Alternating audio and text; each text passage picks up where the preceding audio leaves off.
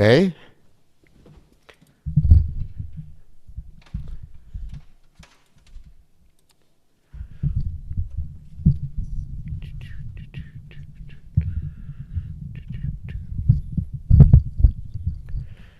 Okay, so today is the glorious, it's going to be a head garland.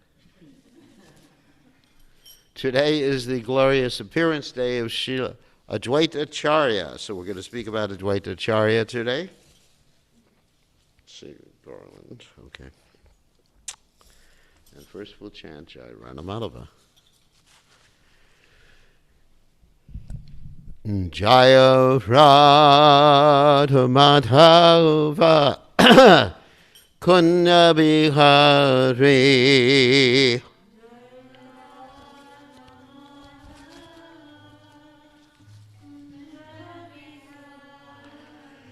Jai Radha Madhava Kunya Bihari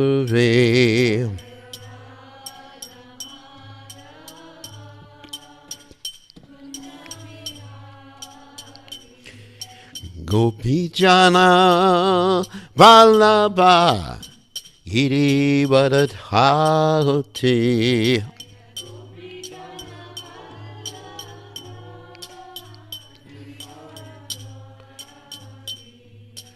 Gopijana Vallabha Giri Vadadhati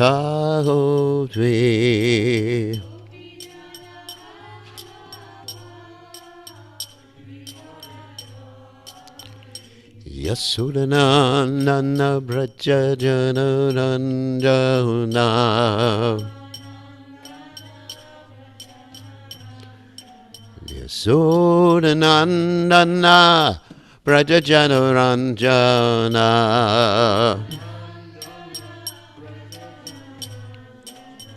Yamuna Tira Manachari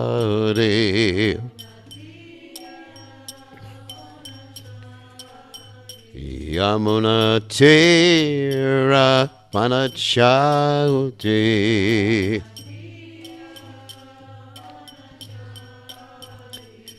Jai Ho Radha Madhava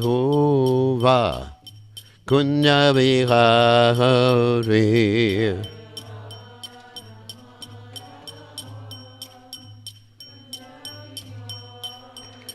Jai Radha Madhava Kunya Bihari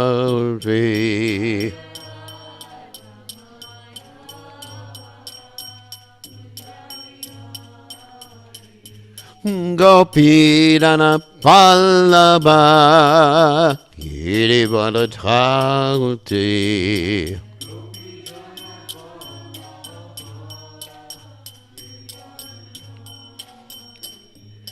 Gopijana Vallabha Giri Vadadhati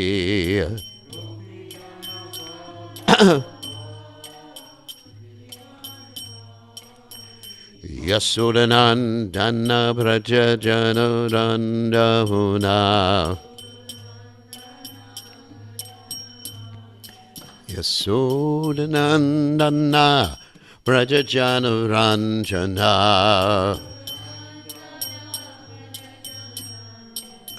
Yamuna Tira Banachari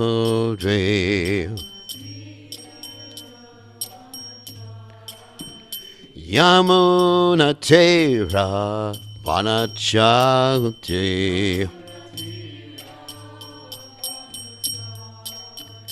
Jayurandhu Madhava Kunja Vihakti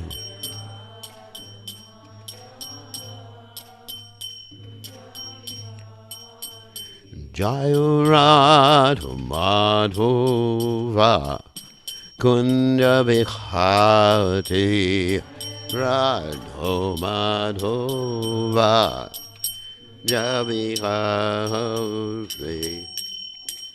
Jai Om Vishnupad Paramahansa, Paravidacharya, also Teta, Sitashi, Shimad, His Divine Grace, Abhaya Chananada Bhaktivedanta Goswami, Srila Prabhupada Ki Jai, ISKCON Founder Acharya, Srila Prabhupada Ki Jai, Ananda Gauti, Vaishnava Vrinda Ki Jai, Namacharya, Srila Haridas Thakur Ki Jai, Prem, Say Kaho Shri Krishna Chaitanya Prabhu Nityananda Shidwaita Gadadha Shivasati Gaur Bhakta Vrinda Ki Jai, Shri Shri Radha Krishna Gopika Bhattacharya Jai Kund Radha Kunda Giri Govardhan Ki Jai, Vrindavanam Ki Jai, Maturadam Ki Jai, Jagadava Sami Ki Jai, Manamai Ki Jai, Shrimati Devi Ki Jai, Samaveda Bhakta Vrinda Ki Jai, Gaur Premananda Hari Hari Gaur. All glory is the assembled devotees. All glory is the assembled devotees. All glory is the assembled devotees.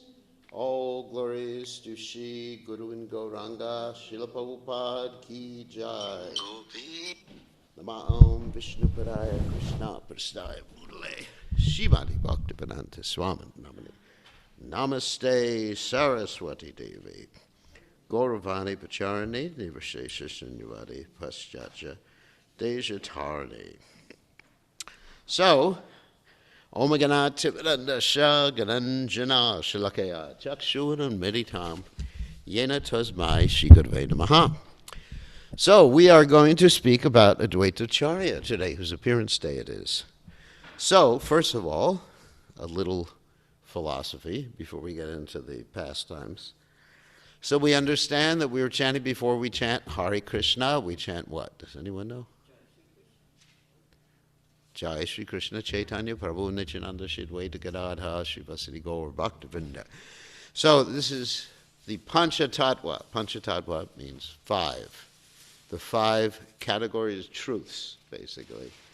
Eternal categories. We got Vishnu Tattva, which is God, who appears simultaneously at different places as the same person in different types of manifestations.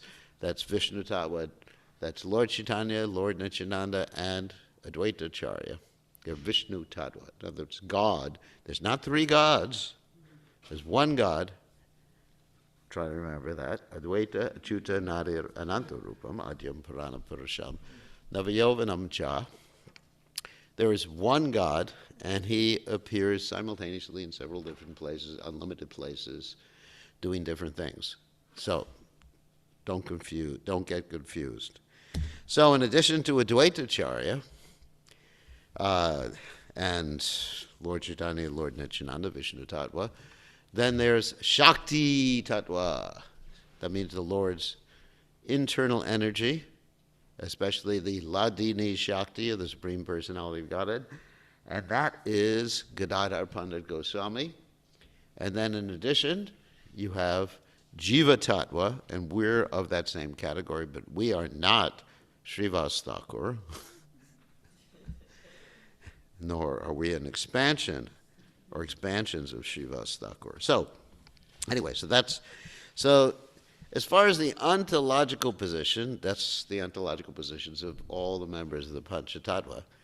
And Advaita Acharya is basically sometimes described as an incarnation of Mahavishnu and sometimes as Sadashiva. Now, there's a difference between Sadashiva and the Shiva in this world. The Sadashiva in the spiritual world is actually Vishnu Tattva. He's not the expansion of Krishna that is like described in the Brahma Samhita, like the yogurt that comes from the milk. He is directly the Supreme Personality of Godhead. So try to understand that. And then he expands as Mahavishnu. And Mahavishnu expands or projects Lord Shiva into this material world, Shambhu.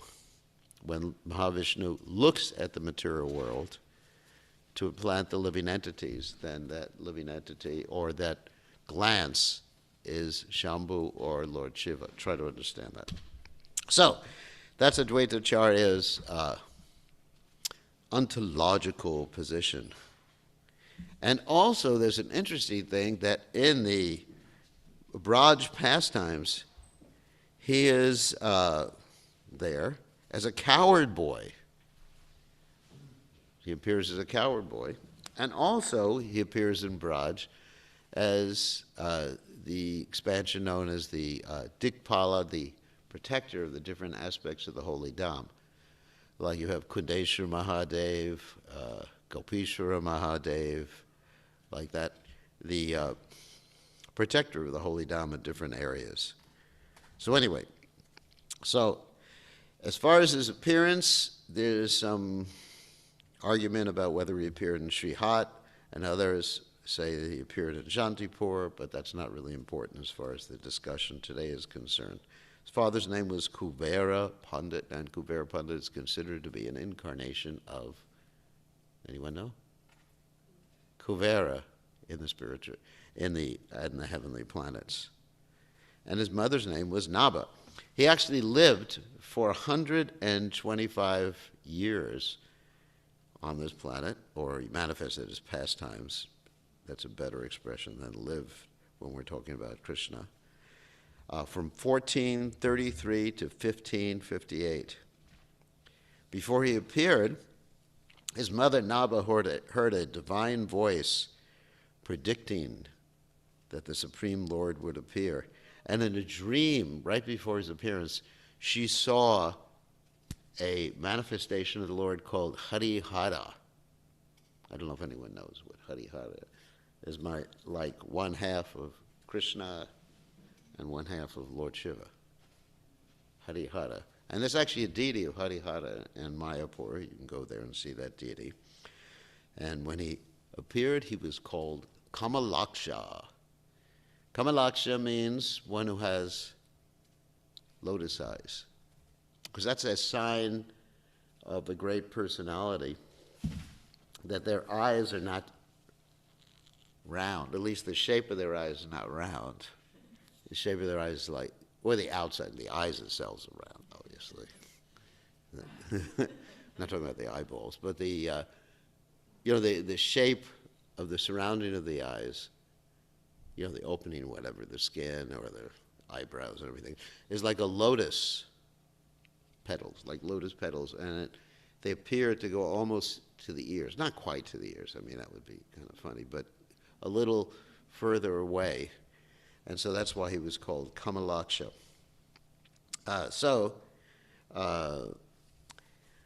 He went later on, when he grew up, he had 2 wives.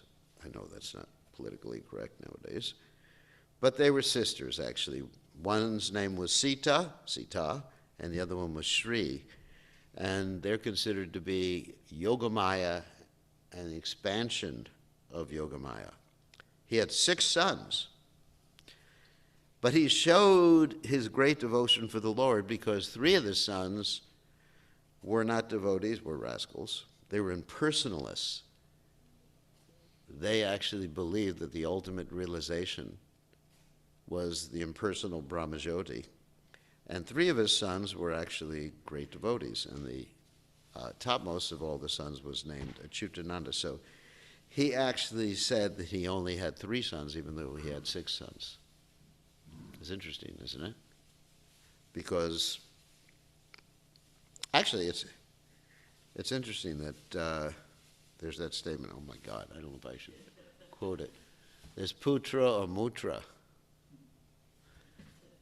Anyway, those of you who are interested in it, you can look up those 2 words later on. I'm not going to delve into it right now. So it was well known that whenever he offered obeisances to someone who wasn't qualified, or to a deity that wasn't a proper deity, that deity would split into many pieces, and the person would die. A person would die if the person wasn't qualified. He was acting like a devotee and he wasn't a devotee. Anyway, there's some stories that are really not from the Chaitanya Bhagavat or from the Chaitanya Charitamrita that I'm not going to still say about his offering obeisances to the sons of Sachimat and Jagannath Mishra, because I don't know, I mean, I've heard the stories, but I don't know if they're bona fide. But anyway, one day he offered obeisances to a deity of Kali, and the deity just split into thousands of pieces and was gone. So he showed many miracles when he was young. One miracle he showed was that he was asked by his teacher, guru, not his initiating guru, to get some lotus flowers from a lake where there were just snakes and thorns. So what he did is he walked on top of the water and got the lotus flowers.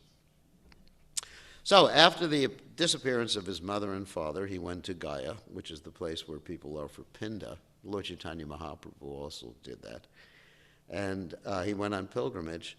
And while he was on pilgrimage, he met the great personality, Madhavendra Puri, who was the first one to manifest, at least in our Sampradaya, the first one to manifest this ecstatic love for Radha and Krishna. And eventually, he took initiation from Madhavendra Puri. And as he was traveling, he arrived in Vrindavan. And when he was in Vrindavan, he uncovered the deity that was installed by Brajanabha, known as Madan Gopal. And that Madan Gopal deity was later on given to a Brahmin family in Mathura, Chobe Brahmin family in Mathura, and that deity later on was given to Sanatana Goswami. I'm not going to tell that whole story right now. And that deity became known as Madan Mohan. That was the Madan Mohan deity that was originally worshipped by Sanatana Goswami, hanging from a tree. And the deity actually had to arrange for his own salt and his own temple, because Sanatana Goswami wanted it to be dedicated to the service that he had been given by Sri Chaitanya Mahaprabhu. Then Advaita Acharya found this ancient book named the Ananta Samhita. And in this Ananta Samhita, there was an elaborate description of Chaitanya Mahaprabhu. This is before he met Chaitanya Mahaprabhu, or before Chaitanya Mahaprabhu was born. He went to Shantipur, and in Shantipur, his native village, he defeated a Digvijay, just like Lord Chaitanya Mahaprabhu did. And in this particular case, he gave the Digvijay initiation. As he was residing in Shantipur, he had many pastimes with Haridas Thakur. And when Advaita Acharya was observing the Shraddha ceremony is observed upon the anniversary of the departure of some...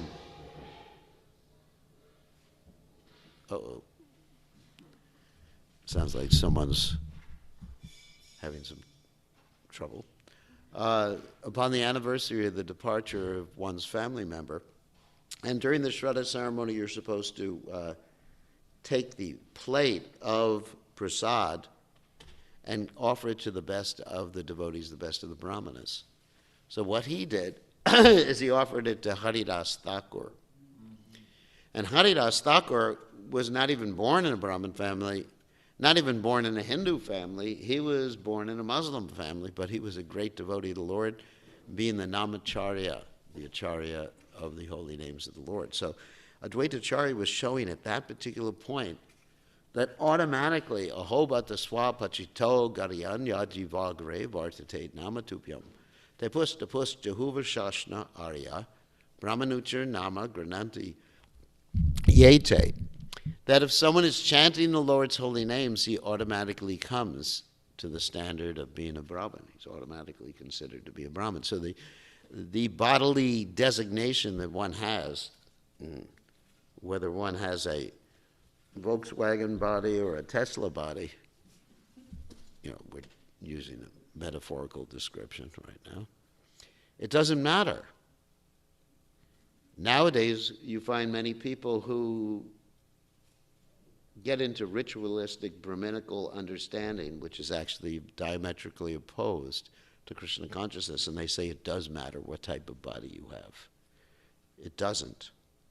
Because anyone, ahobata swapachato gariyan, how wonderful it is that if one is chanting the Lord's holy names, it's understood that he's performed all preliminary practices, rituals, sacrifices, and he or she has come to the point of being a Brahmin. So anyway, excuse me. So Advaita Acharya showed this in his interactions with Haridas Thakur. So later on, again, he met Madhavendra Puri because Advaita Acharya moved to Navadvip to get ready for the appearance of Sri Chaitanya Mahaprabhu, and Madhavendra Puri left this world in Ramuna, right near the Shirachora Gopinath temple, and the samadhi of Madhavendra Puri is there. In Navadvip, he opened up a Sanskrit school. And in that Sanskrit school, two of his students were Jagannath Mishra and Sachimata. And he initiated them, in the 4-syllable Gopal mantra. So while he was there, he was observing the plight of all the conditioned souls in Kali Yuga. And he was thinking, something has to be done to free these conditioned souls from the difficulty that they're experiencing in Kali Yuga. So he began to pray to Krishna, offering Ganges water and tulsi leaves. Every day also in Navadvip, he would have these elaborate discussions on Krishna's pastimes. And Lord Chaitanya Mahaprabhu's brother, Vishvarup, the elder brother of Lord Chaitanya, would go daily to visit Advaita Acharya and hear the Krishna Katha. So as he was hearing this Krishna Katha, he became more and more detached from this material world. Just like last night, someone asked me a question in my class that does one have to give up household life or undergo austerities in order to be Krishna conscious? And my point was, no. One has to hear about Krishna, Vasudeva, Bhagavati, Bhakti Yoga Prayojita, Janayati Asu Vairagyam, Yanam Cha Yada Haitukam. Then automatically one becomes internally renounced. Externally, one may not be renounced or appear to be renounced from this world. But internally, one may be very renounced from this world. And the typical example I give in this regard is Pundarik Vijayanidhi, the guru of Gadadhar Pandit Goswami. And he is actually an incarnation of Vrishabhanu, Srimati Radharani's father, and he lived very opulently. It's described that he would sit on a silk cloth and have a beautiful, like, 4-poster bed, chewing pan, long hair, just like the ladies, long hair, and it was slicked back with oil and all sorts of scents on his hair. And it was very confusing, of course, for Gadadhar Pandit. When he saw Pundarik Vijayanidhi like this, he thought, this guy is a materialist. But when Pundarik Vijayanidhi exhibited the symptoms of ecstasy upon hearing Krishna Katha, he understood who Pundarik Vijayanidhi was. And what happened is he took initiation from Pundarik Vijayanidhi. So Vishvarup, hearing daily Krishna Katha, he became so renounced that he wanted to take sannyas. And he was just planning how to take sannyas, renounce this world. One day, he overheard his parents talking, that's Sachimata and Jagannath Mishra, talking about his marriage. You know, that's India, parents plan. We got to get this guy married. And they talk. And he said, this is too much for me. And he left. But when he left, Sachimata, Lord Chaitanya Mahaprabhu's mother, blamed Advaita Acharya for this great offense. It wasn't an offense, but she considered it to be an offense. And she even called him names. I mean, not the bad names we use nowadays. This is more refined bad name. She called him Dvaita. Dvaita basically means like two-faced. Dvaita means two. So, in other words, he says something to you, but actually he's lying. So basically she accused him of being a liar. And because, remember, she's the mother of God, the mother of Lord Chaitanya Mahaprabhu. And so because she said this about Advaitacharya, which was actually considered to be an offense by Lord Chaitanya Mahaprabhu, when Lord Chaitanya Mahaprabhu was giving everybody pure love of Godhead, the devotees asked Lord Chaitanya Mahaprabhu, are you going to give your mother pure love of Godhead? And Lord Chaitanya Mahaprabhu said, no, she's not getting pure love of Godhead because she committed a great offense against Advaitacharya. And when Advaitacharya heard this, he actually went to touch the feet of Sachimata, Lord Chaitanya Mahaprabhu's mother, and Sachimata touched his feet. Anyway, it was a great pastime. And then she got pure love of Godhead. As far as Advaitacharya's son, Achyutananda, this is a very interesting story. Advaitacharya was asked one day about who is Lord Chaitanya Mahaprabhu's spiritual master. And Advaitacharya responded, Keshava Bharati. And Achyutananda, his son, Advaitacharya's son, said, you're wrong, Dad. How can you say the Supreme Personality of Godhead has a spiritual master? Because he's the spiritual master of everyone. And then Advaitacharya was very happy to get chastised by his son. While they were in Navadvip, and there's a story, I actually have a story here. While they were in Navadvip, well, let me read the story. Let me give a little introduction to the story. It's really interesting. Advaitacharya got very upset that he was being respected by Lord Chaitanya Mahaprabhu. So he had a whole plan to arouse the anger, the ire of Chaitanya Mahaprabhu so that Chaitanya Mahaprabhu would chastise him. Because remember, in that culture there, older people were generally respected by the younger people. Not generally, always respected by the younger people. Now in America, of course, it doesn't really matter. Everybody, young, old, you call your parents by the first name. Hey, Bob. Hey, Sue.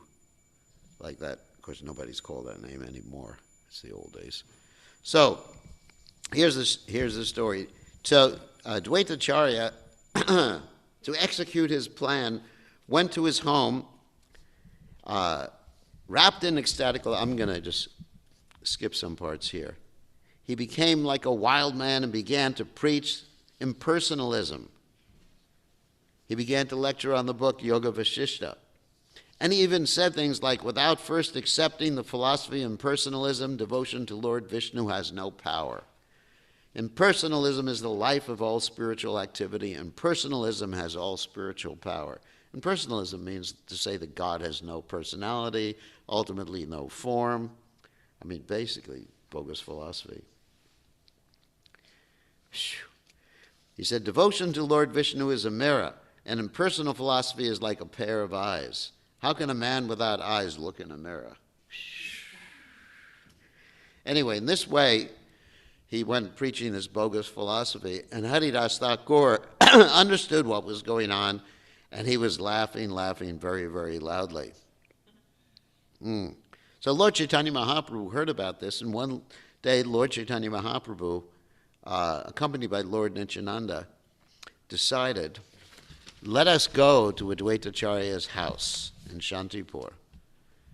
And then they began to walk to Shantipur, and halfway there, they came to a village, and in that village there was a household sannyasi, and Lord Chaitanya and Lord Nityananda took prasadam in that house, and after they were eating prasadam, they were offered something.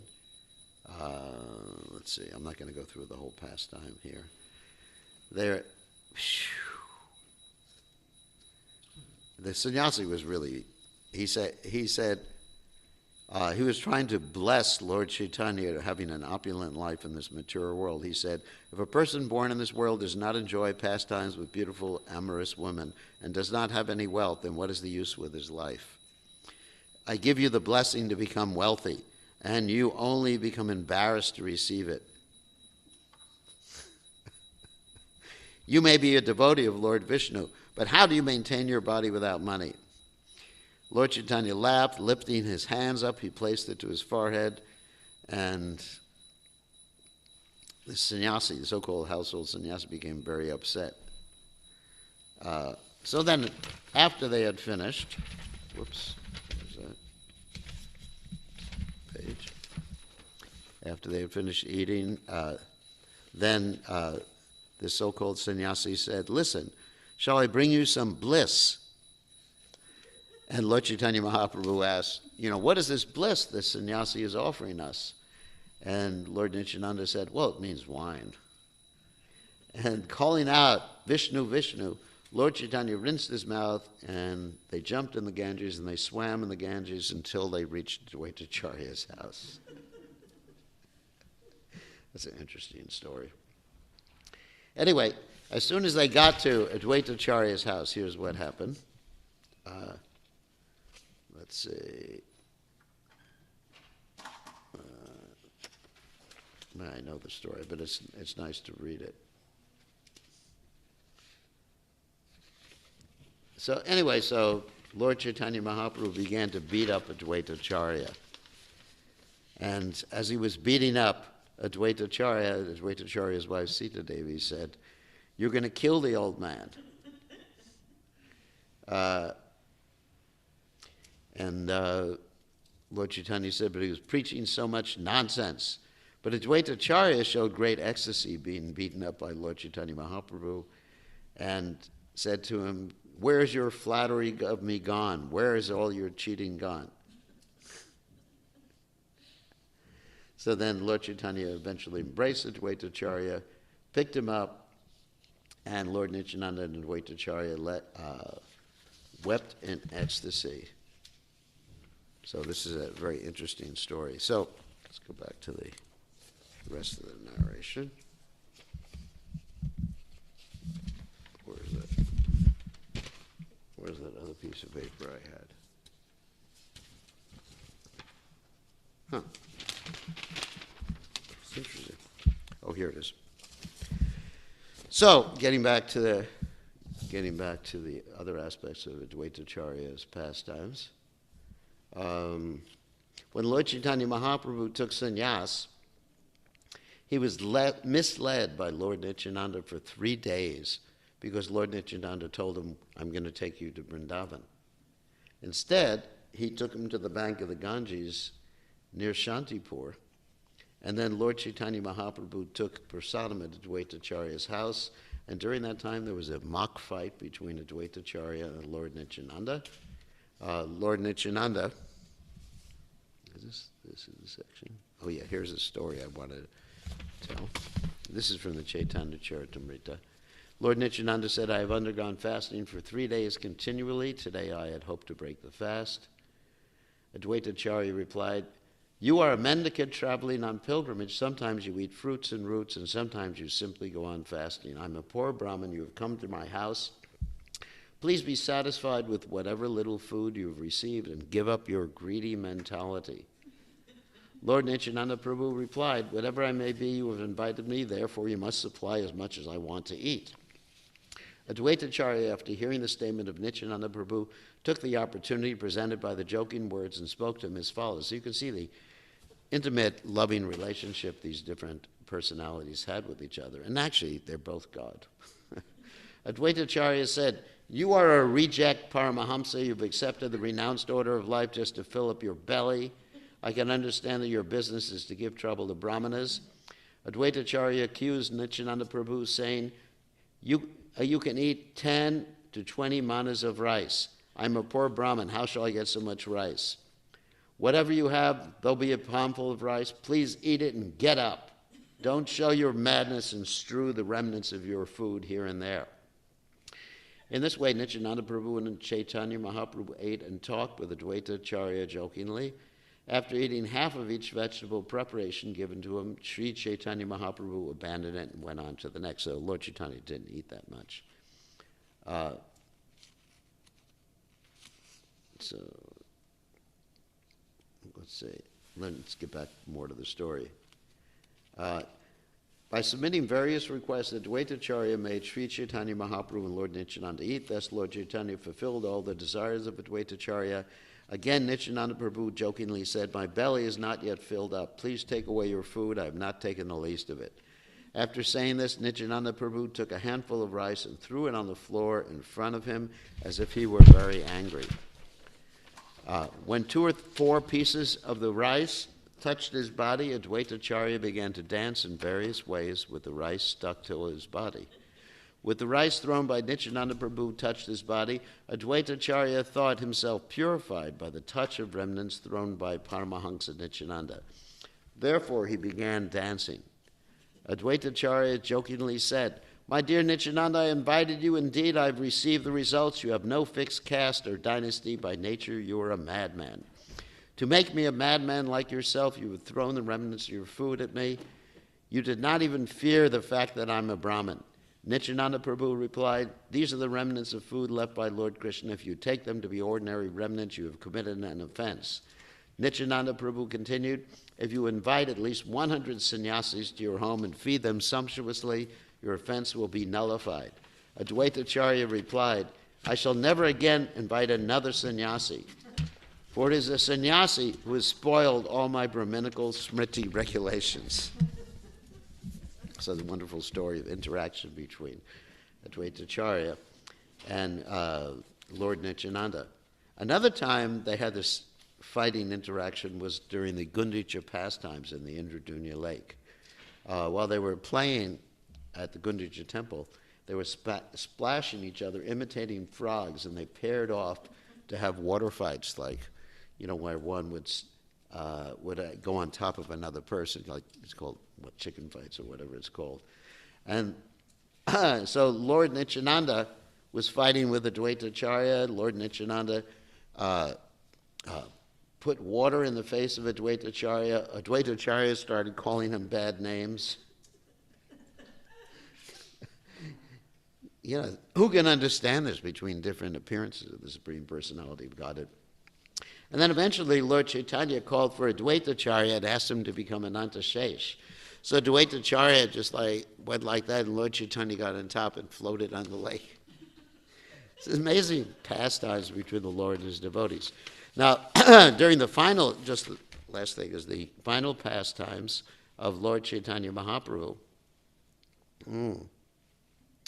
So Advaitacharya gave a message to Lord Chaitanya through Jagadananda Pandit. Jagadananda Pandit was visiting Navadvip. And he was indicating that Lord Chaitanya had fulfilled the purpose of his pastimes, and it was time for him to leave this material world. So here's the quote. "Please inform Sri Chaitanya Mahaprabhu, who is acting like a madman, that everyone here has become mad like him. Inform him also that in the marketplace, rice is no longer in demand. Further tell him that those now mad in ecstatic love are no longer interested in the material world. Also tell Sri Chaitanya Mahaprabhu that one who has also become a madman, in ecstatic love has spoken these words." And then in Lord Chaitanya's responses, and this is very interesting. After hearing the equivocal sonnet by Advaitacharya, Sri Chaitanya Mahaprabhu quietly smiled. "That is his order," he said.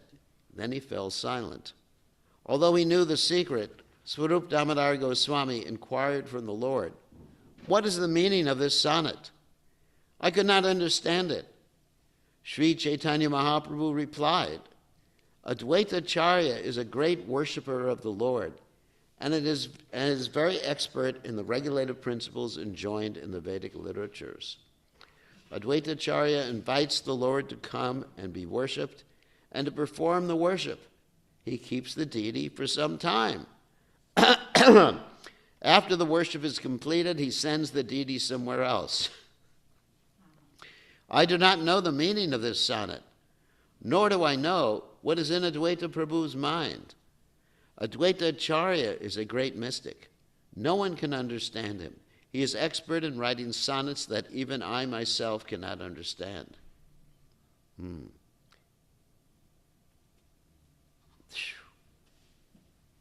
So Dvaitacharya disappeared from this work. Let's continue with this particular discussion. But upon receiving this message from Advaitacharya, Lord Chaitanya Mahaprabhu became determined to leave this world, and his symptoms of ecstasy became more and more and more pronounced and wild. And eventually he left this world, entering into the deity of Tota Gopinath. So as far as Advaitacharya's disappearance, is that where Advaitacharya was staying near Shantipur, Advaitacharya had installed another deity named Madan Gopal. So he disappeared from this world in the mood of expressing pain because people were not properly respecting Lord Chaitanya Mahaprabhu. So as he was disappearing, he said, where is my Gauranga? Where is my Gauranga? Where is my Gauranga? And then he entered the temple of Madan Gopal and disappeared. And that temple of Madan Gopal is still there, being taken care of. Prabhupada comments on this in Shantipur. So, any questions or comments about Advaitacharya? Yeah. You were saying that Advaitacharya initiated Jagannath Mishra and Satyamata? That was this. And how many syllables? 6 syllable. 6 syllables. Gopal mantra, yeah. So not 10 and not 8. No. What's the citation? Did I say 4? I thought you Okay, 4. Okay, 4 syllable, sorry. Gopal mantra. Do you know what the citation is for that? I'll have to check. I mean, this is for my research. It may be from the Advaita Prakash or from the, I'm not sure, but I don't have the citation here, but this is for my research I did. Do you want me to look that up? Yeah, I'll look it up. Because it's obviously relevant to the other thing. Oh, because he initiated them. Well, no, the mantra. I don't know if you ever got to go through the whole paper, but we have this whole section of the different mantras that have been offered in the Gaudiya Sampradaya. Yeah. Did you mention in the paper the 4-syllable Gopal mantra? You mentioned the 10, and the number of mantras, like you mentioned how Bhaktivinoda Thakur was giving out 15 Gayatri mantras, and Bhaktivinoda Saraswati was initially when he was initiating people, he was also giving out 15, then he cut down to the 7. And then different branches of our Gaudiya Sampradaya use different guru mantras and different guru mantras than we chant. So I guess you didn't have time to go through that yet. But this would have been an interesting bit. Yeah, let me find out. Of course, sometimes some of the hagiographical works like the Advaita Prakash are not considered on the same level of authority as Chaitanya Bhagavata, Chaitanya Charitamrita. I never heard there was a 4-syllable mantra. Also, that he initiated Satyamata is, of course, relevant to something else, but Yeah, let me find out that information. that would be really helpful. Okay. Thank you. Any other questions or comments about Advaitacharya? Purva. Can you give us a better understanding or say more about this beating up, Lord Chaitanya beating up Advaitacharya? Well, What goes on there? what goes on? This is a pastime between the Lord and his various forms, One form of the Supreme Personality of Godhead beats up another form of the Supreme Personality of Godhead. I mean, I'm not God. I mean, these are the interactions. I mean, obviously, he didn't really damage him, but it was like playfulness, like Advaitacharya and Lord Nityananda, Lord Nityananda splashing water in Advaitacharya's face so he couldn't see anymore. It was something like that. It was something like a playful fight. I mean, I couldn't picture that, there was blood all over the place and broken bones and everything like that. Okay.